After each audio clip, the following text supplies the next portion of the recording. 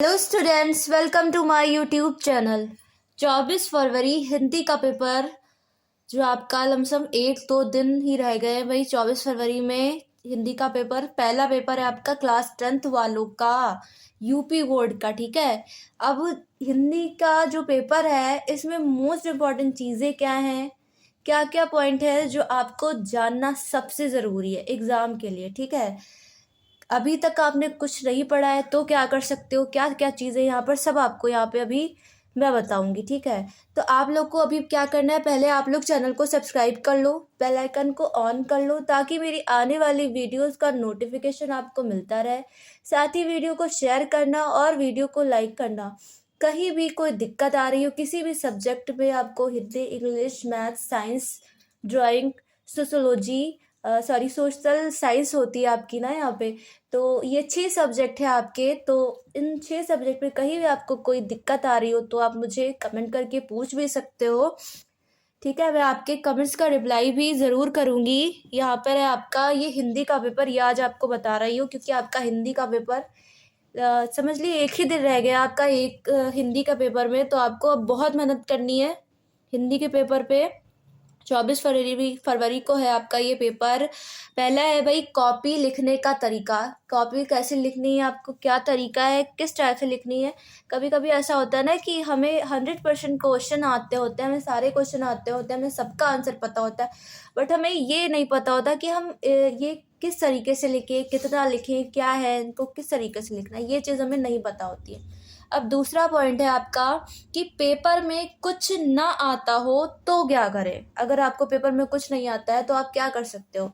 होता है ना, बहुत बच्चों का पूरे साल पढ़ाई नहीं करते हैं, एग्जाम से एक दिन पहले मॉडल उठाते हैं, बुक उठाते हैं पढ़ने के लिए, तो एक दिन पहले आप क्या ही याद कर सकते हो। तो आपके लिए तो बहुत ज़रूरी है कि पेपर में आपको कुछ नहीं आता है तो आप क्या क्या ऐसे पॉइंट याद कर लो या क्या कर लो कि आपका जो है पेपर वो कम से कम आप 50%, देखो मैं जो है मिनिमम आपको बता रही हूँ कि मिनिमम आपको 50%, और मैक्सिमम तो आपकी आप पे डिपेंड करता है कि आप कितना ध्यान दे रहे हो कि आपके कितने मार्क्स आ सकते हैं। ठीक है, 70%, 80%, 90%, ठीक है, कितने भी आ सकते हैं। अब थर्ड क्या है कि बहुविकल्पी ना आते हों तो क्या करें। फोर्थ पॉइंट है आपका कि हिंदी का पेपर किस टाइप का होता है। बहुत से बच्चों को अभी यही नहीं पता है, एग्ज़ाम देने जा रहे हो बट यही आपको क्लियर नहीं कि पेपर जो है वो किस टाइप का आता है, कैसा पेपर होता है, कितने आपके ऑब्जेक्टिव आते हैं, कितने सब्जेक्टिव, क्या क्या होता है भाई आपके हिंदी के पेपर में। हिंदी का पेपर अलग होता है ना आपका, बाकी पेपर में तो क्वेश्चन टाइप होते हैं बट यहाँ आपका अलग है पेपर, तो इसमें आपका क्या क्या होता है। अब जो आपका नेक्स्ट पॉइंट है वो आपको बताती हूँ। ये पॉइंट है आपका जो है हिंदी के मुख्य बहुविकल्पी प्रश्न जो परीक्षा में बार बार पूछे जाते हैं। कौन से ऐसे प्रश्न हैं जो परीक्षा में एग्जाम में बार बार पूछे जाते हैं। देखो, ऑब्जेक्टिव पढ़ने जाओगे हिंदी के, आपको बहुत सारे ऑब्जेक्टिव मिलेंगे। अब उसमें से कौन से ऑब्जेक्टिव पढ़े, कौन से मोस्ट इंपॉर्टेंट है, इतने सारे ऑब्जेक्टिव हैं, कौन से हम याद कर लें। तो यहाँ पर आपको ये पता चलेगा कि कौन से ऑब्जेक्टिव है जो आपके एग्जाम में आने वाले हैं, आ सकते हैं। 100% कोई गारंटी नहीं ले सकता, मैं भी नहीं ले सकती हूँ। कोई ले रहा है अगर आपको ऐसा बोल रहा है ना तो वो गलत बोल रहा है। ठीक है, क्योंकि गारंटी कोई नहीं ले सकता है, कोई पेपर देख कर नहीं है। यहाँ पर अनुमान एक लगाया जा सकता है, अंदाज़ा लगा के बता सकते हैं कि ये इम्पोर्टेंट है, आप ये पढ़ सकते हो। अब नेक्स्ट पॉइंट आपका है कि इम्पॉर्टेंट व्याख्या गद्य से, गद्यांश की जो व्याख्या है आपकी, इम्पॉर्टेंट व्याख्या कौन सी व्याख्या भाई है जो आपके एग्जाम में आएंगी, व्याख्या आती है ना आपकी। अब छठा पॉइंट है इम्पॉर्टेंट व्याख्या पद से, पद्यांश से आपकी व्याख्याएं आएंगी। सातवां पॉइंट है आपका इम्पॉर्टेंट जीवनी गद्य से यानी गद्यांश से, कौन सी ऐसी जीवनी जो हर बार पूछी जाती है वो बताऊंगी। फिर आठवां पॉइंट है आपका इम्पॉर्टेंट जीवनी पद से यानी पद्यांश से। नवा पॉइंट है आपका इम्पॉर्टेंट संस्कृत की व्याख्याएं गद्यांश से। ठीक है, तो संस्कृत की व्याख्या भी आपकी दो टाइप की व्याख्या है, एक गद्यांश की, अभी आप देख रहे हो यहाँ पे संस्कृत की व्याख्या गद्यांश से, और 10वां पॉइंट रहेगा संस्कृत की व्याख्या है पद्य से यानी पद्यांश से। फिर आपका है 11 नंबर इम्पॉर्टेंट श्लोक, श्लोक आता है आपके एग्जाम में पेपर में आपके। 12वां पॉइंट है इम्पॉर्टेंट निबंध, कौन सा निबंध है जो मोस्ट इम्पॉर्टेंट है। चलो अभी आपको सबसे पहला जो फर्स्ट पॉइंट है कॉपी लिखने का तरीका वो बताती हूँ, कैसे लिखना है कॉपी। देखो, तो सबसे पहले आप जब भी कोई क्वेश्चन करना, तो क्वेश्चन मत उतारो। टाइम नहीं है आपको लगता है भाई, वैसे टाइम तो आपका जो 3 घंटे 15 मिनट होता है, 15 मिनट आपको क्वेश्चन पेपर पढ़ने के लिए दिए जाते हैं और 3 घंटा आपको सॉल्व करने के लिए दिए जाते हैं। तो आपका टाइम समझ ली बहुत ज़्यादा है। 70 नंबर का आपका पेपर होता है हिंदी का, 100 नंबर का पेपर भी नहीं होता, तो आपके लिए टाइम ज़्यादा है, बट आपको फिर भी ये टाइम कम लगता है कहीं ना कहीं। फर्स्ट टाइम एग्जाम दे रहे हो और फिर फर्स्ट पेपर है, तो कम लगता है ना आप लोगों को। तो यहाँ पे मैं बता रही हूँ कि क्वेश्चन नहीं उतारना चाहते हो ना उतारो, लेकिन जब भी क्वेश्चन लिख रहे हो भाई, एक ब्लैक स्केच सब लेके जाना। ब्लैक स्केच से ही क्वेश्चन नंबर डालना। क्वेश्चन नंबर डाल के, जैसे कि आप बड़ा बड़ा हमेशा जब क्वेश्चन आप लिख रहे हो तो किस टाइप से लिखना है भाई, बड़ा बड़ा लिखना है। जैसे फर्स्ट नंबर डाला हमने, तो हम फर्स्ट नंबर बड़ा, फर्स्ट यहाँ डाल के क्वेश्चन, फर्स्ट क्वेश्चन डाल के ऐसे करिए, या जो पहला प्रश्न डाल दिया, बड़ा बड़ा डालना है, ठीक है। अब लिखोगे कैसे? तो जब भी लिख रहे हो ना एग्जाम में, कोई भी हिंदी नहीं, कोई भी सब्जेक्ट लिखने जा रहे हो ना, तो हो सके ना तो राइटिंग थोड़ी बड़ी बड़ी लिखो, छोटा बहुत महीन मत लिखो कि समझ में न आए, घिच पिच लगे। और कॉपी भरने पर फोकस करना, बट इतना ज़्यादा मत भरना कि पूरी बकवास ही लिखते चले जाओ बहुत ज़्यादा, ठीक है। तो यहाँ पे आपको ये करना है कि जब आप कोई भी क्वेश्चन अटेंड कर रहे हो, तो आपको ब्लैक स्केच से क्वेश्चन नंबर डालना है, ताकि बड़ा बड़ा, और बड़ा बड़ा डालना है, 1 लाइन से 2 लाइन में, ठीक है। ये मत समझना कंजूसी यहाँ करो, एक ही लाइन में डालना है। मैं 1 से 2 लाइन में डाल सकते हो, कॉपी फिर मिलेगी भी, कॉपी भी मिलेगी, टेंशन वाली कोई बात नहीं है। तो ये चीज़ करो ताकि एग्जामिनर को नज़र आए, आपका आपका क्वेश्चन नज़र आए कि भाई आपने ये क्वेश्चन अटेंड किया, आपने पहले का आ किया है या बा किया है या कौन सा किया है, वो चीज़ आपको ऐसे यहाँ पर लिख देनी है, समझ में आ जाए। और एक चीज़ कि जो क्वेश्चन आपको आता हो, सबसे बेहतर आता हो, जो ज़्यादा अच्छे से आते हो, पहले वो क्वेश्चन ही करिएगा। सारे क्वेश्चन वही करिएगा जो आपको सबसे ज़्यादा आते हैं, अच्छे से याद हो, वो क्वेश्चन पहले करने की कोशिश करिएगा, और लास्ट में ले जाइएगा वो क्वेश्चन जो आपको नहीं आते हैं, लेकिन उनको भी आपको छोड़ना नहीं है। जैसे भी कर सकते हो, कुछ भी करो, बट करो, ठीक है, छोड़ो मत, लिख के ज़रूर आओ। देखो, पूरा नहीं लिखोगे, कुछ नंबर एग्जामिनर देगा, बट देगा आपको नंबर। अब आप छोड़ ही दोगे तो आपको 0 मिलेगा, कट गया आपका पूरा। 4 नंबर का प्रश्न है, चला गया भाई। कुछ लिखोगे, कुछ तो हिंदी में वैसे भी बच्चे लिख सकते हैं आसानी से, ऐसा सब्जेक्ट ही है भाई आपका हिंदी। तो आपको ये चीज़ करनी है, क्वेश्चन नहीं छोड़ने हैं, और क्वेश्चन नंबर डालते चलना है। जो क्वेश्चन पहले आते हो, अच्छे से आते हो, उनको सबसे पहले करना है। बाद में जो आपको नहीं आते हैं, थोड़ा कम आते हैं, डाउट है आपको, तो वो बाद में करिएगा, पहले इन क्वेश्चन को कर लीजिए। और दूर दूर लिखिए, साफ साफ लिखिए, नज़र आए, काट पीट ज़्यादा मतलब ना करें तो बेहतर है। काटना पीटना फिर वो गंदा लगने लगता है, अच्छा नहीं लगता ना। और देखिए, पेन का जो है, डॉट पेन मुझे लगता है ज़्यादा बेहतर लगता है, तो डॉट पेन से ही आप लोग लिखिएगा। जल्द से लिखोगे अगर आप लोग, तो आपका फैलने का डर रहता है, तो डॉट पेन से लिखो। कोई ज़रूरी नहीं कि भाई बहुत वो 20-25 रुपीज़ का पेन, 5 रुपीज़ वाला भी पेन लेके जाओ, बट अच्छा लिखो, ठीक है। पेन से कोई मतलब नहीं होता है यहाँ पर कि आप जो है महंगा पेन लाओगे तभी आपका अच्छा होगा। आपका जो काम है, आप जो लिख के आए, वो आपका मेन है। आप किस पेन से लिख रहे हो वो कोई नहीं देखता है, ठीक है। बस अच्छा लिखना है आपको, बड़ा बड़ा लिखिए, दूर दूर लिखिए, करीब करीब मिलाइए नहीं, कटिंग बिल्कुल ना करें आप लोग। क्वेश्चन नंबर डालते रहे, और कोई क्वेश्चन बिल्कुल ना छोड़िएगा, ठीक है। कोई भी क्वेश्चन आपको नहीं छोड़ना है, सारे क्वेश्चन आपको अटेंड करने हैं। अब आपका जो दूसरा पॉइंट है वो बताते हो, ये थोड़ा सा आपको इजीली बताया, आगे डिटेल में भी, और जो पॉइंट है उनके ज़रिए आपको डिटेल में भी जो है चीज़ें इनकी पता चल जाएंगी डिटेल में, ठीक है। अब दूसरा पॉइंट जो था वो आपका है, अभी आपको पॉइंट दिखाती हूँ पहले। दूसरा पॉइंट है भाई, पेपर में कुछ ना आता हो, कुछ भी ना आता हो, तब क्या कर सकते हो? एक दिन बचा है आपके पास, 24 फरवरी को एग्जाम है, 23 में आप बैठे हो पढ़ने के लिए, क्या कर सकते हो इस कंडीशन में? इस कंडीशन में भाई, पूरा कुछ नहीं याद कर सकते आप, व्याख्या नहीं याद कर सकते आप, जो है जीवनी नहीं याद कर सकते आप, बहुविकल्पी नहीं याद कर सकते आप, निबंध तो बिल्कुल नहीं याद कर सकते हो। आपके पास कुछ टाइम नहीं है, और फिर हड़बड़ाहट में तो और गलतियां होती हैं। एक दिन बचा है भाई, क्या ही कोई याद कर सकता है? पूरे 24 घंटे भी बैठोगे तब भी नहीं याद कर पाओगे। तो इस कंडीशन में ये कर सकते हो कि हिंदी में जो आपके गद्य की चैप्टर है, गद्यांश से जो चैप्टर है आपके, और जो पद्यांश से आपके चैप्टर है, एक एक बार सारे चैप्टर को सिर्फ पढ़ लो। सारे चैप्टर को सिर्फ पढ़ सकते हो कहानी के थ्रू। कहानी होती है वैसे भी आपकी चैप्टर में, गद्यांश में, पद्यांश में, और आपकी संस्कृत में।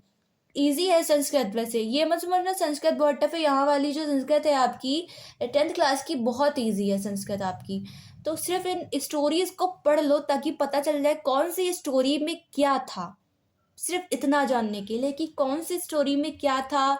जब स्टोरी पढ़ोगे अपने आप आपके दिमाग में बैठ जाएंगी, ठीक है। कहानी बचपन में पढ़ते थे ना, तो अभी तक याद होंगी सारी कहानियां जो बचपन में पढ़ी होंगी, क्यों, उनको कायदे से पढ़ा था। तो अब वही चीज आपको यहाँ पे करनी है। आपके पास एक दिन बचा है, आप यही चीज करो कि आपको क्या करना है भाई, आपको स्टोरीज पढ़ लेनी है। क्या करनी है, स्टोरीज पढ़ लेना है, ताकि आपको पता चल जाए कि इस स्टोरी में क्या था, अगली स्टोरी में क्या था, ये चीज आपको पता चल जाए। अब जब पेपर आएगा तो स्टोरी से रिलेटिव भी आपका आएगा। जो आपकी जो पेपर होगा उसमें जितने टाइप के क्वेश्चन होंगे सब आपके स्टोरी से आने वाले हैं, ठीक है। आपकी जो व्याख्या रहती है, जो आपकी व्याख्या होती है, गद्यांश की व्याख्या, वो कैसे करोगे भाई। तो स्टोरी पढ़ लिया। अब स्टोरी का, उसमें आपको क्या याद करना है, स्टोरी में आपको पता होना चाहिए स्टोरी का नाम, स्टोरी का राइटर कौन है। स्टोरी का राइटर जैसे आपकी बचपन में पढ़ा होगा पंच परमेश्वर, किसी क्लास में पढ़ा, अभी तक पता होगा मुंशी प्रेमचंद उसके राइटर है। इतनी कायदे से पढ़ के आए हो, अभी भी उसकी स्टोरी सबको याद होगी लगभग 95%, इनफैक्ट उससे भी ज्यादा बच्चों को उसकी स्टोरी अभी तक याद होगी और उसके राइटर का नाम भी पता होगा। तो यहाँ पर आपको स्टोरी याद करनी है, स्टोरी का नाम। जब स्टोरी पढ़ रहे हो तो स्टोरी का नाम तो पता चल रहा है, ऑब्वियसली पता चल रहा है। फिर उसके बाद आपको क्या करना है, स्टोरी का राइटर कौन है, उसका लेखक कौन है, उसका कवि कौन है, ये चीज आपको याद करनी है। उसका पार्ट का नाम क्या है वो आपको पता चल गया, भाई ये स्टोरी इसका पार्ट का नाम है, ये इसका लेखक है, ये आपको पता चल गया, ठीक। अब आपको क्या करना है, पहली चीज पेपर आपको भी दिखाऊंगी, पेपर दिखाऊंगी तो उसके थ्रू भी आपको बताती हूँ। पेपर में क्या होगा, पेपर के अकॉर्डिंग आपको बता दूंगी, लेकिन यहाँ पे अभी समझ लो कि जो स्टोरी है उससे ये फायदा है कि जो गद्यांश है आपके, आपको गद्यांश में दो व्याख्या रहती है, जिसमें से आपको एक व्याख्या करनी है। तो ऑब्लिक होता है, ऑप्शन होता है, मतलब अथवा में होता है आपका, कि आपको अथवा में दो व्याख्या दी गई है, आपको उसमें एक व्याख्या करनी है। अब दोनों व्याख्या में आप दोनों व्याख्या ही कर सकते हो, समझ लो। जब आपने स्टोरी पढ़ी है तो आपको पता है कि ये व्याख्या इस चैप्टर की है, इसका राइटर ये है। अब आपसे पूछता है, फर्स्ट क्वेश्चन व्याख्या में पूछता है कि रे जो है इसका लेखक कौन है, इसका कवि कौन है, ठीक है। तो आपको भाई उसमें संदर्भ में कवि के बारे में बताना है, इसका चैप्टर का नाम ये है, इसका लेखक ये है, ये आपको बताना है। वो कैसे पता चलेगा, वो जब आप चैप्टर पढ़ के आओगे तो आपको पता चल जाएगा। सेम प्रोसेस आपको गद्यांश में करना है, और वही सेम प्रोसेस आपको संस्कृत में भी करना है। बस ये चीज आपकी व्याख्या ऐसी आपकी होगी। व्याख्या कोई नहीं याद कर सकता, और पद्यांश में तो बहुत मुश्किल हो जाता है बच्चों का, क्योंकि वो कविता टाइप की होती है और थोड़ी टफ सी लैंग्वेज भी लगती है बच्चों को, तो वो आप लोग नहीं कर पाते हो इतना। ऐसे ही बहुत कम बच्चे मुझे लगता होते होंगे जो वो व्याख्या याद करते होंगे, बाकी सब ऐसे ही समझ के ही वहां लिखते हैं जाकर। गद्यांश की हालांकि आप याद कर सकते हो, तो आप ऐसे ये चीज कर सकते हो। अभी आपको पेपर के थ्रू भी ये थोड़ा और बताऊंगी।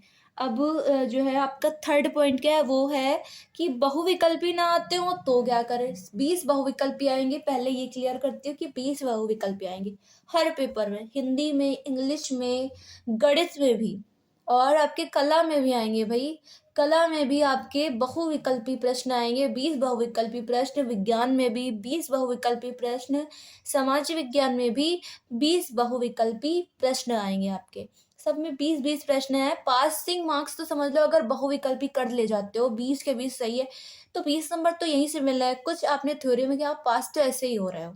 बहुत ईजी हो गया आप लोगों का अब तो यहाँ पे मैं आपको बता दूं कि जब बहुविकल्पी नहीं आते हैं तो हम क्या कर सकते हैं। हमारे पास 20 बहुविकल्पी प्रश्न है, हमें एक भी बहुविकल्पी प्रश्न नहीं आता है। हमें क्या करना है, हमें को एक ऑप्शन पकड़ लेना है। हम एक ऑप्शन, ए या बी सी डी, 4 ऑप्शन हमें मिलते हैं, हम किसी एक ऑप्शन को चूज कर लेते हैं, ए बी सी या डी। हमने ए ऑप्शन को मान लिया, हमने ए ऑप्शन को चूज किया, तो हम ए ऑप्शन को चूज करके ए ऑप्शन सारे सारे सवालों में जितने आपको बहुविकल्पी 20 बहुविकल्पी मिले सब में आपको ए ही ऑप्शन लगा देना है। क्योंकि आपको कोई नहीं आता ना तो आप ए लगा दो या आपको बी लगा दो, सब में लेकिन लगाना तब ये चीज करना।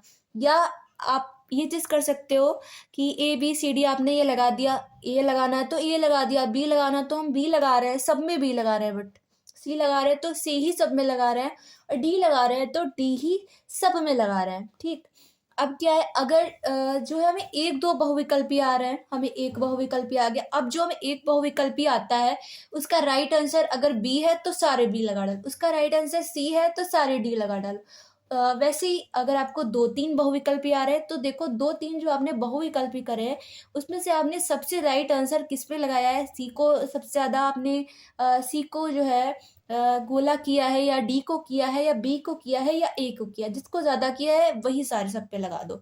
जब ना आता हो तब ये कंडीशन सोचोगे कि भाई शायद इसका ये हो सकता है या इसका बी हो सकता है, क्योंकि आपको आता नहीं, आप अंदाजा लगा सकते हो वहां पर। और क्या फायदा भाई, आप अंदाजा लगाओगे, तुक्का लगाओगे, कोई फायदा नहीं होने वाला। सही हो सकता है हालांकि तुक्का टेक्निक, लेकिन गलत भी होती है। तो आपको भाई यही सही है कि आप एक ऑप्शन पकड़ो और सब वही लगा दो। 20 कुछ तो सही होंगे, कुछ तो जरूर सही होंगे। मैंने भी एक बार यही किया था कि ऐसा हुआ कि जो है मैं एग्जाम मतलब कॉलेज में गई, अपने कॉलेज, तो मुझे 10 क्वेश्चन मिले और मुझे क्वेश्चन मतलब पता ही नहीं था कि मैम टेस्ट लेने वाली हैं या क्या है। तो मुझे 10 क्वेश्चन मिले, मैंने क्या किया उसमें कि मैंने A B option C D 4 option होते हैं, तो मैंने ए ऑप्शन सब में ए ऑप्शन लगाया और मेरे पता है कितने क्वेश्चन सही हो, 8 क्वेश्चन पूरे सही हो, सिर्फ 2 नंबर कटे। सोचो मुझे बिल्कुल एक क्वेश्चन भी नहीं आता था और मेरे 8 क्वेश्चन सही हो गए क्योंकि मैंने एक ऑप्शन लगाया, ए ही लगा डाला सब में। बस यही चीज आप कर सकते हो। एक ऑप्शन पकड़ो, ए सब में लगा दो, या बी सब में लगा रहे हो, या सी सब में लगा रहे हो, या डी सब में लगा रहे हो। ठीक है, सोचो मत, टाइम मत वेस्ट करो, क्योंकि आपको आता नहीं, टाइम वेस्ट करके आपका कोई फायदा नहीं है, तुक्का मत लगाओ वहां पर। चौथा पॉइंट क्या है भाई, हिंदी का पेपर किस टाइप का आता है, टाइप बताती हूँ, फिर इसमें जो और पॉइंट अभी जो मैंने आपको ये पॉइंट बताए, इनमें से भी कुछ चीजें हैं जो हिंदी के पेपर को दिखाकर ही आपको समझाई जा सकती है। अभी आपको समझाती हूँ, पेपर पहले दिखा दूं। देखो एक ये सेट है आपका 2024 का। आपने यूट्यूब पे एक चीज ध्यान दी होगी भाई, बहुत से यूट्यूबर के चैनल पे आपको 2025 का पेपर दिख रहा होगा, बोल रहे होंगे भाई यही पेपर आएगा, पूरा पेपर यही छप के आएगा, कोई पेपर नहीं देख सकता है, किसी को अंदाजा नहीं पेपर में क्या आने वाला है। ठीक है, ये जो आपको दिखा रहे हैं 2025 का पेपर, ये बिल्कुल गलत है। इनके ऊपर मत जाना कि यही पेपर याद करके चले जाओ आप लोग, ये पेपर नहीं आने वाला है आपका। आपका पेपर कहाँ से आएगा, क्या आने वाला है, कुछ नहीं, कोई नहीं कह सकता है। आपके जो टीचर्स हैं आपके कॉलेज में पढ़ाते हैं वो भी नहीं बता सकते कि बेटा यही आपका आने वाला है। तो उन पेपर से बिल्कुल मत ध्यान दो ना आप लोग। ये 2024 का है, एक सेट है आपका, प्रीवियस ईयर सेट है, ये मैंने कहीं से बनाया नहीं है, आपके मॉडल पेपर में ही है। ठीक है, मॉडल पेपर में है ये सेट, प्रीवियस ईयर सेट है, किसी जिले का होगा ये, क्योंकि देखो आपकी 7 सेट होते हैं, हर ईयर में 7 सेट होते हैं, वही 7 सेट आपके यूपी के, समझ लो यूपी बोर्ड का है ना वही आप लोग का। तो ये सातों सेट जो है हर जिलों में रहते हैं, कहीं कोई सेट रहेगा कहीं कोई सेट, तो ये कहीं का होगा भाई सेट, ये सेट है। इसके थ्रू मैं आपको बता रही हूँ कि आपका क्या है पैटर्न, पेपर किस टाइप का आता है, क्योंकि जो आपका 24-23 का जो पैटर्न था वही आपका 25 में चेंज नहीं हुआ है ना। यहाँ पे देख सकते हो अभी स्क्रीन पे आप लोग, ये स्क्रीन पे आप लोग देख सकते हो, देखो 20, देखो 1 2 3 4 5 6 7 8 9 10 11 12 13 14 15 16 17 18 19 20 20 क्वेश्चन क्या है भाई, बहुविकल्पीय प्रश्न। खंड आ में क्या लिखा हुआ है देख सकते हो यहाँ पे स्क्रीन पे, खंड आ में लिखा हुआ है बहुविकल्पीय प्रश्न, 20 बहुविकल्पीय प्रश्न। अब मैंने आपको बताया है कि बहुविकल्पीय प्रश्न नहीं आते हैं तो आप क्या कर सकते हो, कोई एक ऑप्शन, कोई भी एक ऑप्शन, या आप पे डिपेंड करता, कोई भी एक, नहीं आप चॉइस नहीं कर पा रहे हो तो कुछ कर लो भाई, कोई गाने के थ्रू या कुछ भी भाई, किसी के थ्रू जो है ऐसा डिसाइड कर लो, 1 2 3 4 5 6 7 8 करके, जिस पे लास्ट आता है नंबर ना उसको डिसाइड चूज कर लो कि भाई हमें ये टिक लगाना, बट वही टेक्निक करना है। नहीं आते हो तब ये करना, आता हो तब मत कर देना कि आता है तब भी मैम ने बोला है तो हम यही टेक्निक करें। आता है ना, आपको फुल कॉन्फिडेंट है कि यही आंसर है, ए ही हमारा सही है या बी ही हमारा सही है, तो आप वही लगाओगे। नहीं आता है तो जो मैंने आपको बोला है कि आप ये करो, आप टाइम मत वेस्ट करो, तुक्का मत मारो, गलत हो जाएगा। ये कर लिया। अब जो आगे का पॉइंट है वो दिखाती हूँ, पेपर में दिखा रही हूँ आपको। 20 ऑब्जेक्टिव हो गए।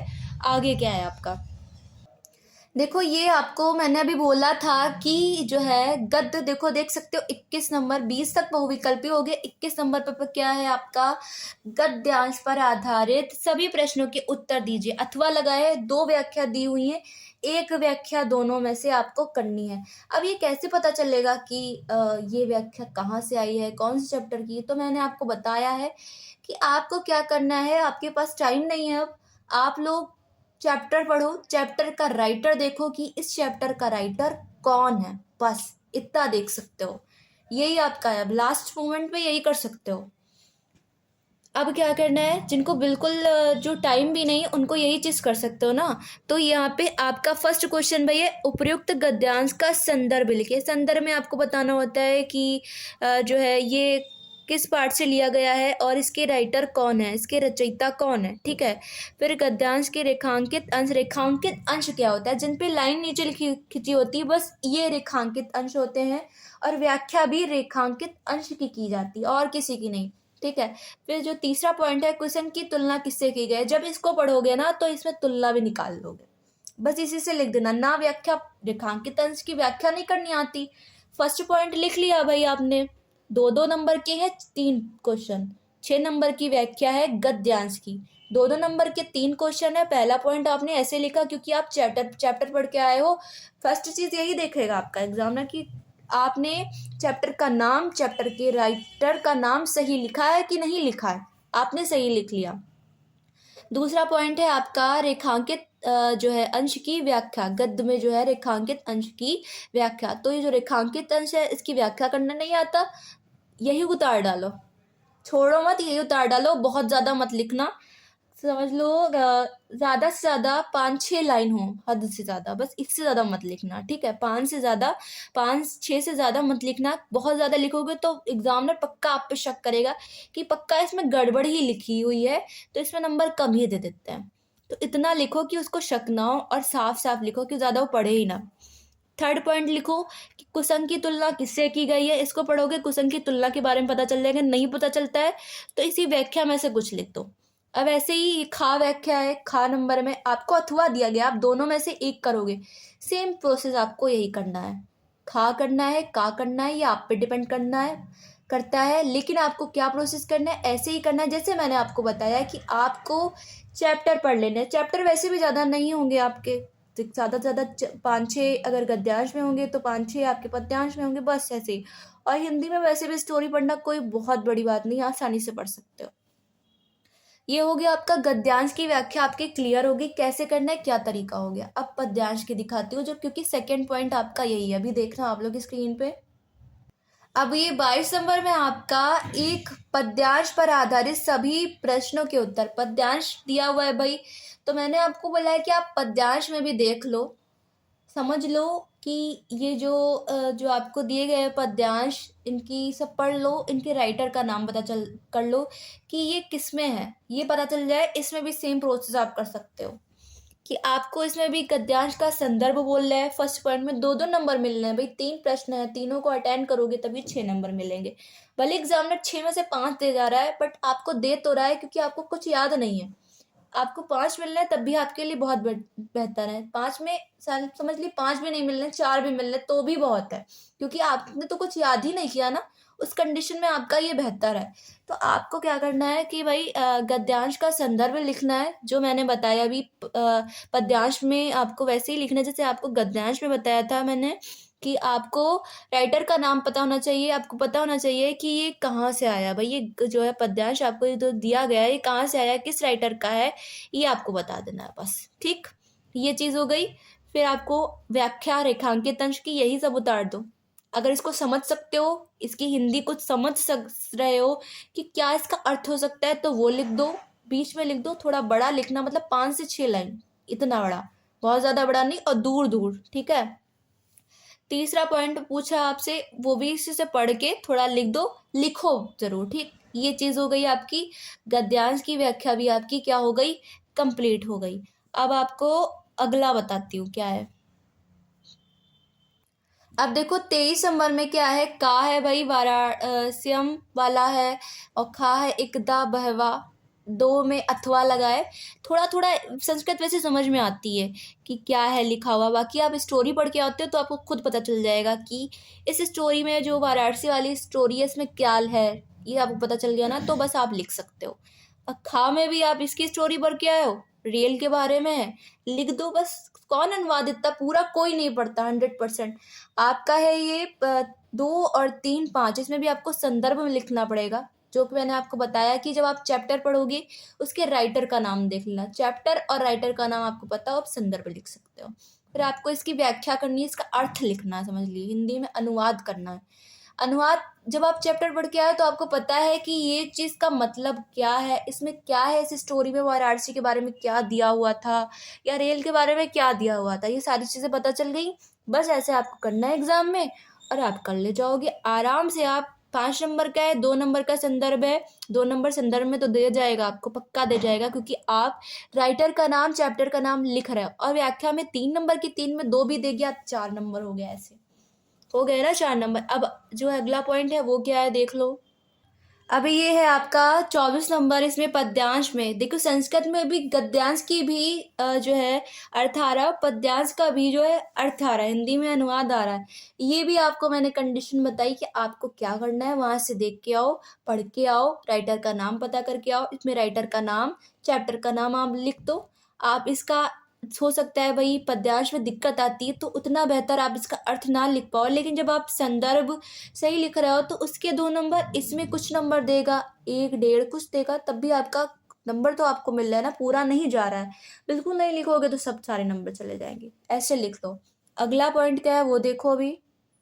देखो ये प्रश्न नंबर 25 है कि अपने पठित खंड काव्य। अब खंड काव्य में इसमें से आपको एक प्रश्न करना होता है, हर जिले का खंड काव्य क्या होता है, अलग होता है। खंड काव्य कैसे पता चलेगा मेरे जिले का कौन सा, आप कौन से जिले से, ये तो आप जानते हो, मुझे नहीं पता कि आप कौन से जिले से हो, आपका कौन सा जिला है मैं नहीं जानती हूँ, तो आपको लेकिन पता है ना कि आप कौन से जिले से बिलोंग करते हो, आप कहाँ से हो, ये आपको पता है। तो आपने क्या करना है, यहाँ पर आपके पास मॉडल बुक कुछ तो होगा पढ़ने के लिए, या आपके जो है कॉलेज में बताया गया होगा कि आपका खंड काव्य ये है, आपका खंड काव्य मूर्ति दूत है या ज्योति जवाहर है, आपका हर जिले का अलग होता है। तो आपके जिले का क्या खंड काव्य है ये आपको फर्स्ट चीज़ पता होनी चाहिए। दूसरा, खंड काव्य लिखोगे ना, क्योंकि उनको पता होता है ना एग्जामिनर को कि ये कौन से ज़िले से कॉपी आई हैं, ये किस ज़िले की है, मेरठ की है, कहाँ की है, कौन से ज़िले की कॉपी है। यूपी में बहुत से ज़िले हैं ना भाई, तो उन्हें पता है कि ये कहाँ से कॉपी आई है। आप दूसरा जो है खंड काव्य लिखोगे, आप जवाहर जो है ज्योति जवाहर लिख रहे हो, ये आपके ज़िले का नहीं है बट आप लिख रहे हो, तो आपके नंबर पूरे चले गए। तो आपको पहली चीज़ ये पता कर लो कि आपका खंड काव्य क्या है, ये आपको पता होना चाहिए। इसमें आपको क्या करना है, ये आपके प्रश्न दिए गए हैं, इसमें से हर का में देखो फर्स्ट सेकंड दोनों में से एक करना है। मूर्ति दूत में 2 हैं, जो है महात्मा गांधी है का चरित्र चित्रण है, और द्वितीय सर्ग है, इसमें से एक करना है आपको। बस आप एक काम कर सकते हो इसमें कि आप पहले खंड काव्य जो है वो पता कर लो कि खंड काव्य आपका कौन सा है, ठीक है। बस खंड काव्य पता करने के बाद उसमें आप जो भी अपने जिले के बारे में जानते हो या जो भी आपका टॉपिक है, जैसे मातृभूमि है, यहाँ पर मातृभूमि के बारे में हम जो कुछ भी हमारे दिल में आ रहा है हम लिख सकते हैं वहाँ, क्योंकि आपको आता नहीं ना, तो आप ये चीज़ कर सकते हो। हमें आता नहीं, हम क्या कर सकते हैं इतने कम टाइम में, तो हम यही चीज़ कर सकते हैं कि हमें पहली चीज़ पता होनी चाहिए कि हमारे ज़िले का खंड काव्य क्या है, क्या है भाई, ये मेन पॉइंट ये पता है, वहाँ पर लिख लो, छोड़ो मत। और कितने पेज भाई लिखना है, पेज बता दूँ आपको कितने पेज लिखना है भाई। ये है आपका 3 नंबर का है आपका, तो 3 नंबर के लिए आप लोग 1 पेज तो आपको हर हालत में भरना है, एक से थोड़ा ज़्यादा हो जाए तो और अच्छी बात है, बट 1 पेज जो है वो ज़रूर भरिएगा, ठीक है। खंड काव्य हो गया। अब अगला पॉइंट आपको बताती हूँ। 26 नंबर में है आपका कि जो है लेखकों का जीवन परिचय। लेखकों का जीवन परिचय। जीवन परिचय नहीं आता है, क्या कर सकते हैं? जीवन परिचय भी नहीं आता है, एग्जाम में बैठे हैं, अब एग्जाम यहाँ आने वाला है, क्या कर सकते हैं हम इस कंडीशन में? तो जीवन परिचय नहीं याद कर पा रहे हो भाई, और ये भी नहीं पता है कि कौन सा आएगा। एक याद कर सकते हो, सारे नहीं याद कर सकते हो, तो क्या करो? स्टार्टिंग के जीवन परिचय, इंपॉर्टेंट जीवन परिचय अभी आपको आगे बताऊंगी कौन से हैं इंपॉर्टेंट जीवन परिचय। ठीक है, अब उनको कैसे लिखना है? सिर्फ एक चीज कर सकते हो कि आपको जो आप जिसका जीवन परिचय लिख रहे हैं उसका नाम, उसके पिता का नाम, उसका जन्म और उसकी मृत्यु, इतना, सिर्फ इतने पॉइंट, 4 पॉइंट याद कर लो। बाकी सब वहाँ अपने आप लिखना, जो आपके दिल में आ रहा है लिख डालो। पहले जो है स्टार्टिंग में, जैसे कि आपने आचार्य रामचंद्र शुक्ल जी का जन्म इस सन में हुआ, यहाँ हुआ, इनके पिता का नाम ये है। आगे आपके दिल में जो चीज़ आ रही है आप लिख डालिए, बट लिखिएगा ज़रूर, एक पेज तक लिखिए, लास्ट में इनकी मृत्यु लिख दीजिए। बस ये चीज़ कर सकते हैं जीवन परिचय में। बिल्कुल नहीं आता है तो नाम आपको का जो है, लेखक का नाम आपको पता है, लेखक का जन्म कब हुआ था, मृत्यु कब हुई थी, इनके पिता का नाम, माता का नाम, जो ये मेन पॉइंट है ये आपने याद कर लिए, बस ये आप वहाँ पर जीवनी लिख सकते हो। अब आपका क्या है, पद्यांश से भी आपको जीवनी मिलती है, सेम प्रोसेस आपको वहाँ भी करना है। आपको कवि का नाम, उसका जन्म, उसकी मृत्यु, उसके पिता माता का नाम, कहीं कहीं पर होता ही नहीं है पिता माता का नाम। तो ये 4-5 पॉइंट, बहुत छोटे छोटे पॉइंट हो गए, इनको आपको क्या करना है भाई, इनको याद कर लेना है और आपको एग्जाम में जीवनी लिख देनी। अब जीवनी जब लिख रहे हो तो एक चीज़ ध्यान रखना, जब जीवनी लिखना तो पहले जो है नाम डालना, जिसकी जीवनी लिख रहे हो उसका नाम डालोगे ब्लैक स्केच से, फिर उसके बाद जो है जन्म डाल के जन्म लिखना, मृत्यु डाल के मृत्यु लिखना, इन पिता का नाम पता है वो लिखना, थोड़ा थोड़ा पेज ऐसे ही भर जाएगा आपका। फिर उसके बाद फिर जब जीवनी वहाँ से जीवन परिचय स्टार्ट करोगे तो फिर लिखना आचार्य रामचंद्र शुक्ल जी का जन्म इस डेट में इस जगह पर हुआ, ठीक है, इनके पिता का नाम ये है, इनकी माता का नाम ये है, और सबसे लास्ट में इनकी मृत्यु इस सन में हुई। बस ऐसे आपको लिखना है गद्य की और पद्य की जीवनी। 27 नंबर पार्ट जो है कि एक श्लोक याद कर सकते हो, 4 नंबर का, 4 लाइन का होता है आपका श्लोक, उसको आप श्लोक को याद कर लो, कोई भी 2 श्लोक याद कर लेना, लिख देना आप वहाँ पर श्लोक। 28 नंबर क्या है, आपके विद्यालय के पुस्तकालय में हिंदी की पुस्तकों एवं पत्र पत्रिकाओं का अभाव है, इन्हें मांगने का अनुरोध करते हुए अपने विद्यालय के प्रधानाचार्य को पत्र लिखिए। पत्र लिखने को बोल रहा है भाई, इसमें भी ऑब्लिक है, अथवा है आपका, पत्र आपको लिखना है, पत्र लिखना नहीं आता है, ठीक है। तो कभी आपने वो बीमारी के लिए छुट्टी लेने के लिए पत्र लिखा होगा ना, बस वैसे ही जो है इसकी स्टार्टिंग कर लेना कि आपका वैसे भी 4 नंबर का है ना, 4 नंबर का है आपका ये पत्र। तो 4 में थोड़ा लिख के आओगे, कुछ भी लिखोगे, देखो पत्र लिखना है, आप अपने दिमाग से इसका लिख सकते हो कि पहले आपको हेडिंग ये डालनी है, पहले ये चीज़ हेडिंग डाल के लिखो भाई हम इस चीज़ के लिए पत्र लिख रहे हैं, तो हमने ये हेडिंग डाल दी, मेन चीज़ ये हो गई। फिर आपको मैंने बताया कि आपने कभी भी छुट्टी लेने के लिए तो पत्र जो है लेटर लिखा होगा, कॉलेज में एप्लीकेशन दी होगी, बस उस तरीके से आपको यहाँ पर करना है, ठीक। 29 नंबर क्या है, 2 प्रश्न आपको संस्कृत के, इनका वही उत्तर लिखना है। संस्कृत के प्रश्न नहीं याद होते हैं, हालांकि एक ही शब्द में उत्तर होता है इनका, इनके टफ भी नहीं होते, फिर भी आप लोग को याद नहीं होते। तो आपको यहाँ पे क्या कर सकते हो, लिख सकते हो तो लिखो, नहीं तो छोड़ दो, 2 ही नंबर में, ठीक। 30 नंबर प्रश्न, निबंध। निबंध इतने इजी हैं आपके, देखो कंप्यूटर पे, कंप्यूटर के बारे में दिन प्रतिदिन आप फ़ोन का यूज़ कितना कर रहे हो, सब यूज़ करते हैं, न्यू जनरेशन बहुत यूज़ करती है, हर काम के लिए हम फ़ोन का यूज़ कर रहे हैं, कहीं भी कुछ भी ज़रूरत हो रही है हम फ़ोन का यूज़ कर रहे हैं। तो फ़ोन के बारे में बताना, कंप्यूटर के बारे में क्या है भाई, ये फ़ोन कंप्यूटर सब समझ लिए, लमसम एक दूसरे से सब जुड़े हैं सब, तो यही चीज़ें आपको वहाँ लिख देनी, क्या है इनका प्रयोग, सारी चीज़ें लिखने हैं। फिर मेरे सपनों का भारत, भारत के बारे में लिख दो, सड़क सुरक्षा और जीवन रक्षा, जो है सड़क सुरक्षा, टीवी वगैरह पे देखा होगा कि सफाई अभियान, सारी चीज़ें, मतलब जो भी आपके दिल में आ रहा है लिख डालो। बट कितने 7 नंबर का है तो 3 पेज भर लो, ठीक है, ताकि 7 नंबर पूरा देख के जाए। ये बड़ी बड़ी चीज़ें हैं, पढ़ेगा कोई नहीं, इतना बड़ा हिंदी में वैसे भी कोई नहीं पढ़ सकता, मैथ होता तो जरूर पढ़ लेता भाई। मैथ में पढ़ना क्या है, समझ लो, सवाल है सामने नजर आ रहा है कि ये सवाल सही है गलत है, इतनी स्टेप सही है इतनी गलत है, वो तो ज़रूर देखेगा। बट यहाँ हिंदी में पूरा कोई नहीं पढ़ेगा। यहाँ आप आसानी से अच्छे मार्क्स ला सकते हो। सारे जैसे मैंने बताया वैसे करना है। अगला पॉइंट क्या है वो अभी आपको बताती हूँ। ये आपको पेपर समझा दिया, और स्टार्टिंग के पॉइंट में जो चीज़ें थी जो मैंने बोला था कि आपको पेपर के साथ समझाऊंगी, वो आपको समझा दी। अगली चीज़ें आपको क्या है वो आप लोग देख लो अभी।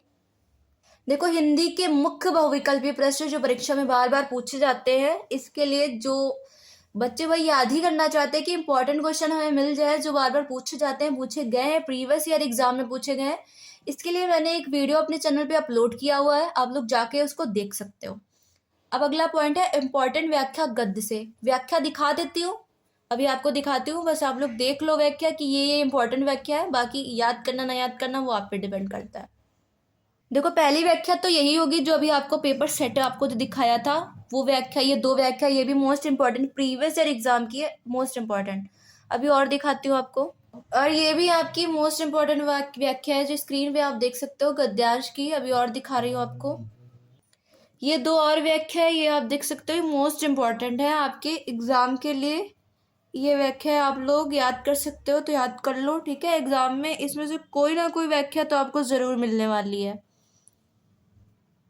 आपकी गद्य की जो है व्याख्या क्या हो गई भाई, मैंने बता दी कि जो इम्पोर्टेंट व्याख्या थी वो आपको मैंने बता दी। अब पद्य की व्याख्या भाई, वो भी ऐसे आपके पास कोई जो है सॉल्व पेपर मॉडल पेपर उसके प्रीवियस ईयर सेट हो, उसमें आप लोग देख सकते हो जो व्याख्या है। सारी व्याख्या बस याद कर लो, याद नहीं कर सकते तो चैप्टर का नाम, ये किस चैप्टर में, इनके राइटर कौन है, लेखक कौन है, ये आप बस पता कर लो। बस इतना आपके लिए काफ़ी है, ठीक है। वो सारी इंपॉर्टेंट है, वही आपको मैं यहाँ पे बता रही थी। अब आपका जो है संस्कृत की व्याख्या गद्यांश से, तो ये भी आपको जो प्रीवियस ईयर सेट मिलेगा उसमें जो संस्कृत की व्याख्या है बस वही याद कर लो। जरूर आपके एग्जाम में उसमें से कोई ना कोई व्याख्या आपको जरूर देखने को मिलेगी, पेपर में देखिएगा, ये जो है आपको मिलेगी जरूर आपको व्याख्या। 10 नंबर है आपका संस्कृत की व्याख्या पद्य से, तो ये भी आपको प्रीवियस ईयर सेट होगा आपके पास। कोई मॉडल पेपर सबके पास होता है, हर बच्चे के पास एक ना एक मॉडल पेपर जरूर होगा। मॉडल पेपर में जो लास्ट में आपको प्रीवियस ईयर सेट मिलेंगे उसमें से आपको व्याख्या देखने को मिलेंगी। 7 सेट होंगे आपके पास, हर सेट में आपको दो दो व्याख्या, क्योंकि मैंने आपको दिखाया ही है कि पेपर में आपको दो दो व्याख्या मिलती हैं।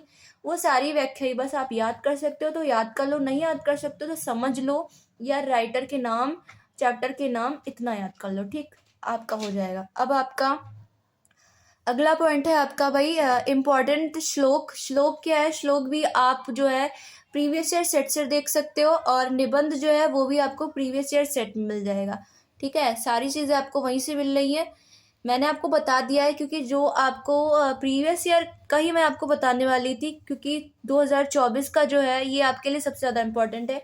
आप लोग वैसे भी जो है अपने जो जानने वाले होंगे, आपके कोई फ्रेंड जो आपसे पहले एग्ज़ाम दे चुके हैं, उनसे आपने वैसे भी पेपर लिया ही होगा प्रीवियस ईयर एग्ज़ाम का, पिछले ईयर का 2024 का। तो आप लोग जो है वो पेपर पूरा देख लेना कि भाई पेपर में क्या है, कौन सी व्याख्या है, सारी व्याख्या याद कर लेना। याद नहीं कर सकते हो समझ लेना, और जो प्रीवियस ईयर के आपके पास आपके मॉडल में आपके जो भी पेपर दिए हुए हैं उनसे भी आप ऐसे सेम व्याख्या को समझ लेना, क्योंकि व्याख्या आपकी यहीं से आने वाली है, ठीक है। यहीं से आपको कोई व्याख्या ज़रूर मिलेगी, बस आपको समझना है। और निबंध भी आपको ऐसे ही इन्हीं में से आप देख लो, प्रीवियस ईयर सेट में से ही आप देख लो निबंध भी। और बाकी आपके निबंध वैसे भी बहुत इजी वाले आते हैं, आप लोग लिख सकते हो। पर्यावरण पे आ गया, हमें पर्यावरण के बारे में पता है, स्वच्छता अभियान के बारे में पता है, पीएम मोदी के थ्रू स्वच्छता अभियान का जो है संचालन हुआ था, सबको पता होगा, तो उसके बारे में भी आपको पता होगा। और भी काफ़ी चीज़ें, कंप्यूटर के बारे में आपको बताया, कई चीज़ें आप लोग लिख सकते हो आसानी से, जल के बारे में, पानी के बारे में, सारी चीज़ें आपके ये जो है आसपास की चीज़ें हैं जिनके बारे में आप आसानी से लिख सकते हो। बाकी मैंने आपको बोला है कि आप कोई जो भी आपके पास मॉडल पेपर हो, पीछे देखना, अभी तक शायद बहुत बच्चों ने नहीं देखा है, आप लोग पीछे देख लो, उसके पेपर के पीछे, सॉरी मॉडल के पीछे देख लो आप लोग, कि मॉडल के पीछे आपको प्रीवियस ईयर एग्जाम सेट मिलेगी, आपको 7 सेट, सब में बस वही सब आपको देख लेना है और एग्जाम में बस याद कर लेना, ठीक है। तो आपका ये मैंने आपको बता दिया कैसे क्या करना है, कैसे लिखना है, सब बता दिया, सारा सब कुछ बता दिया, ठीक है। अभी भी कोई डाउट हो तो मुझे कमेंट करके बोल देना, ठीक है। तो आप लोगों को मेरा गुड बाय। मैं आपसे नेक्स्ट वीडियो में मिलूँगी, तब तक के लिए आप लोगों को गुड बाय।